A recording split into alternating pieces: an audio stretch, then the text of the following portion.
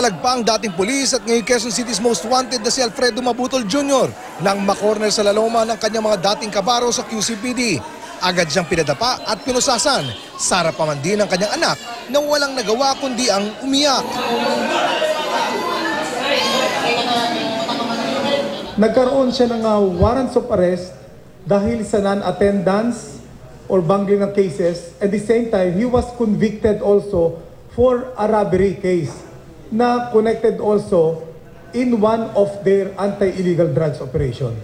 Taong 1999, nang matanggap bilang pulis si Mabutol at mga ilang beses na na-assign sa anti-illegal drugs unit. Noong 2016, naatulan siyang guilty sa kasong robbery matapos umunong pagnakawan ng isang naaresto nila dahil sa droga. The arrested suspect complained about the loss of their watch, ring, and wallet containing certain amount of money.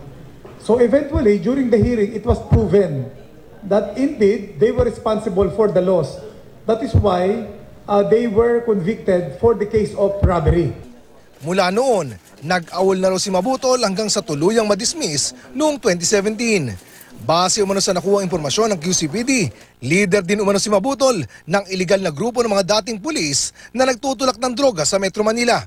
Mariin naman itong itinanggi ni Mabutol. Bukod sa kasong robbery, ang tangi lang daw niyang pagkakasala ay ang di pagsipot sa mga hearing. Sir, kasi po, nakailang district po ako nagpalipat-lipat. Hindi po ako na-notified ng korte po. Ay, yun na yung allegation mo. Hindi nag-a-attend ng kaso, para talagang malaglag yung kaso.